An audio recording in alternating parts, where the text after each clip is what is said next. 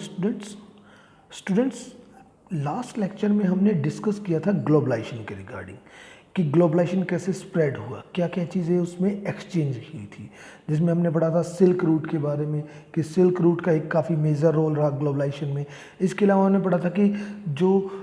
Globalisation की वजह से जो फूड जो था वो एक कंट्री से दूसरे कंट्री में ट्रैवल हुआ था। ओके, अब हम बात करते हैं कॉन्क्वेस्ट, डिजीज़ एंड ट्रेड कि डिजीज़ काफ़ी ज़्यादा स्प्रेड हुई, ट्रेड काफ़ी ज़्यादा हुआ था ग्लोबलाइजेशन में। कॉन्क्वेस्ट एक दूसरे पर कंट्रोल करने के लिए जिन्होंने उन्होंने इस तरीके का यूज़ किया था। तो देखिए इसमें the pre modern world shrank greatly in the 16th century after European sailors found a sea route to Asia कि जब यूरोपियन सेलर्स जो थे उन्होंने एशिया का जब सी रूट ढूंढ लिया तो उससे क्या हुआ कि जो वर्ल्ड था वो बहुत सिकुड़ गया था, छोटा हो गया था। And also successfully cross the western ocean, और उन्होंने वेस्टर्न जो ओशियन था अमेरिका से उसको भी आसानी से क्रॉस कर लिया क्योंकि उन्हें अब रूट मिल गया था, एशिया का एक रास्ता उन्हें मिल गया था। For centuries before the Indian ocean had known a bustling trade कि काफ़ी लंबे समय से अगर हम बात करें इंडियन ओशियन को एक ट्रेड का एक बादशाह माना जाता है कि उसमें काफ़ी ज़्यादा ट्रेड होता है with goods people knowledge customs, सभी चीज़ों का उसमें एक्सचेंज होता था इंडियन ओशियन के through. The Indian subcontinent was central to these flow and a crucial point in their network, और जो इंडिया जो हमारा सब कॉन्टिनेंट है इंडियन सब, ये उसका एक सेंटर पॉइंट था कि इंडियन ओशियन का एक सेंटर पॉइंट था और नेटवर्क के रिगार्डिंग भी एक क्रूशियल पॉइंट था कि आपने देखा होगा इंडिया का मैप जब आप देखते हो तो इंडिया 3 साइड से वाटर से कवर है। The entry of the European helped expand और redirect some of these flows towards Europe. अब यूरोपियन कंट्रीज़ को इससे काफ़ी ज़्यादा help milli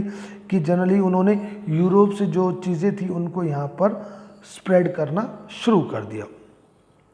before its discovery America had been cut off from regular contact with the rest of the world for millions of years कि जब तक America को discover नहीं किया गया था तब तक अमेरिका पूरे वर्ल्ड से बिल्कुल कट ऑफ रहा, बिल्कुल ही अलग रहा, कोई जानता ही नहीं था कि अमेरिका नाम का कोई कंट्री भी है।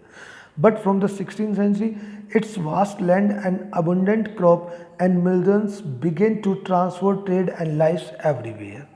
लेकिन 16th सेंचुरी में जब वहाँ पर ये उसको ढूंढ लिया गया था कि जब देखा था कि वहाँ पर वास्ट लैंड है, काफ़ी ज़्यादा ज़मीन है, क्रॉप्स वहाँ पर काफ़ी ज़्यादा मात्रा में है, इसके अलावा मिनरल्स वगैरह वहाँ पर हैं, तो वहाँ पर जनरली ट्रेड होना शुरू हुआ और लोग वहाँ पर रहने लगे। Precious metals, particularly silver, from mines located in present-day Peru and Mexico also enhanced Europe wealth and finance its trade with Asia कि वहाँ पर काफ़ी ज़्यादा प्रीशियस मेटल्स मिलते थे, जैसे कि उसमें आप सिल्वर कह सकते हो जिसे आजकल हम प्रेजेंट डे में पेरू और मैक्सिको कहते हैं। उससे यूरोप की वेल्थ जो थी, इनकम काफ़ी ज़्यादा बढ़ गई थी और फाइनेंस की एशिया के साथ उसका ट्रेड भी काफ़ी ज़्यादा होने लगा था।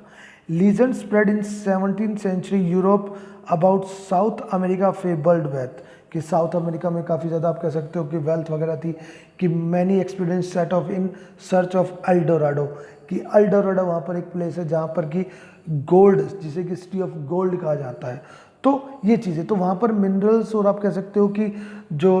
प्रीशियस मेटल्स काफ़ी ज़्यादा थे जिसकी वजह से कि उसकी इम्पोर्टेंस बढ़ गई थी और उसका आप कह सकते हो कि एक जो इकोनॉमी थी वो भी काफ़ी ज़्यादा डेवलप होने लगी थी। The Portuguese and Spanish conquest and colonisation of America was decisively under way by the mid 16th century. अब पुर्तगीज और स्पेनिश थे जनरली वो भी अमेरिका के जो पार्ट था उस पर अपना कंट्रोल करना चाहते थे क्योंकि वहाँ मिनरल्स और ये चीज़ें थी, वेल्थ वगैरह बहुत ज़्यादा थी। European conquest was not just a result of superior fire power कि यूरोपियंस ने जो वहाँ पर अपना अधिकार किया था वो इसलिए नहीं किया था कि इस कारण नहीं किया था कि उनके पास जो मिलिट्री पावर बहुत ज़्यादा थी। In fact, the most powerful weapon of Spanish conquest was not a conventional military weapon at all. तो उनके पास केवल जो स्पेनिश कॉन्क्वेस्ट जो विजेता थे जिन्होंने दूसरे कंट्रीज पर कंट्रोल किया था स्पेनिश, उनके पास उनका सबसे बड़ा हथियार ये नहीं था कि उनके पास मिलिट्री पावर्स थी। It was germs such as those of smallpox. तो इसमें सबसे बड़ा जो उनका हथियार था वो जर्म्स थे, स्मॉल पॉक्स बीमारी that they carried on their person, जो कि वहाँ से वो अपने साथ लेकर गए थे, कि एक आप कह सकते हो जर्म्स के थ्रू, बीमारियों के थ्रू कंट्रीज़ ने दूसरे कंट्रीज़ पर अपना अधिकार करना शुरू कर दिया। Because of their long isolation, America originally inhabitants had no immunity against these disease that came from Europe. अब देखो, काफ़ी लंबे समय तक हमने पढ़ा था कि जो अमेरिका था वर्ल्ड से डिस्कनेक्ट रहा था, वर्ल्ड से पूरी तरह से कट ऑफ रहा था। तो वहाँ के जो लोग थे, जो इस तरह की बीमारियाँ थी, स्मॉल पॉक्स या, तो उनमें इस तरह की बीमारियों को सहन करने की ताकत नहीं थी, इम्यूनिटी पावर नहीं थी, जिसकी वजह से कि उन लोगों को काफ़ी नुकसान उठाना पड़ा। Small pox in particularly proved A deadly killer, तो स्मॉल पॉक्स उनके लिए एक डेडली किलर साबित हुई, कि जिसकी वजह से वहाँ पर काफ़ी बड़ी संख्या में लोग मारे गए थे, क्योंकि उनकी इम्यूनिटी पावर इतनी स्ट्रॉन्ग नहीं थी कि वो उस बीमारी को सहन कर सकी, तो जिसकी वजह से उनकी डेथ हो गई। Once introduce it spread deep into the continent, कि एक बार जब वो वहाँ पर पहुँच गई बीमारी स्मॉल पॉक्स, तो वहाँ पूरे कॉन्टिनेंट में वो फैल गई। Ahead even of many European reaching there, it killed and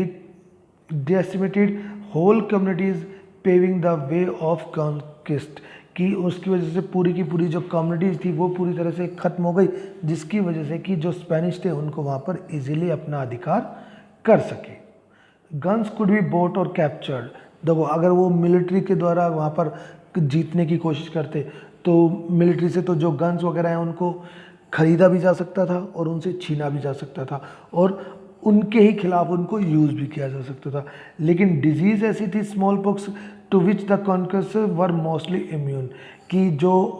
लेकर गए थे अपने साथ इस बीमारी को, स्मॉल पॉक्स को, उनके पास तो उसकी दवा थी, उनके पास तो इतनी इम्यूनिटी थी कि वो उसको सहन कर सकते हैं, लेकिन अमेरिका के लोगों में ये नहीं थी, जिसकी वजह से कि उन्होंने उन पर आसानी से अपना अधिकार कर लिया। Until the 19th century, poverty and hunger were common in Europe, कि 19th सेंचुरी तक यूरोप में पॉवर्टी और हंगर कॉमन था, काफ़ी ज़्यादा था। Cities were crowded and deadly disease were widespread, cities पूरी तरह से क्राउडेड थे, भीड़ बहुत ज़्यादा थी, और इसके अलावा वहाँ पर जो बीमारियाँ थी वो भी काफ़ी ज़्यादा स्प्रेड हो रही थी। रिलीजियस कॉन्फ्लिक्ट्स वर कॉमन, धर्म के नाम पर वहाँ पर झगड़े काफ़ी होते थे। And religious dissenters were persecuted, और जो इस तरह के जो आप कह सकते हो कि उसका वो करते थे, अपोज करते थे। देखिए यहाँ पर दे भी रखा है कि one who refuse to accept establish beliefs and practice, कि जो एक धर्म को मानने से मना कर देता उसे मार दिया जाता था। 1000 therefore flood Europe from America, कि काफ़ी लोग वहाँ से यूरोप की तरफ भाग गए अमेरिका के लिए। Here by the 18th century plantation workers by slaves captured in Africa, कि यूरोप में अफ्रीका की बात करें तो वहाँ पे प्लांटेशन वर्कर्स थे, उनको अपना दास बनाया गया।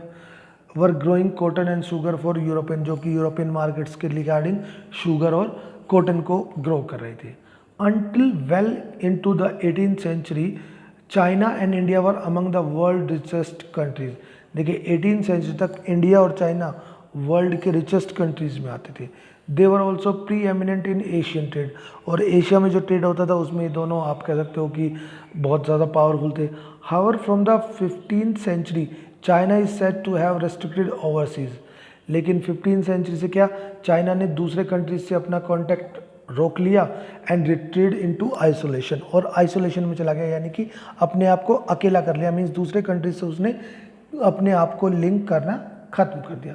China reduced role and rising importance of American gradually moved the center of the world trade westwards। अब चाइना जैसे उससे हटा तो इसके साथ साथ अमेरिका की जो इम्पोर्टेंस थी वो धीरे धीरे बढ़ने लगी और वर्ल्ड के दूसरे कंट्रीज़ में वो अपने आप को लिंक करने लगा। Europe now emerge as the centre of world trade, और इस तरह से यूरोप जो था वो वर्ल्ड ट्रेड का एक सेंटर बन गया। ओके स्टूडेंट्स, तो जनरली ये था कि ग्लोबलाइजेशन की वजह से बीमारियों को स्प्रेड कराया गया, ट्रेड किया गया, एक दूसरे पर कंट्रोल किया गया, अधिकार किया गया, इन चीज़ों का यूज़ किया गया। Okay students, thank you.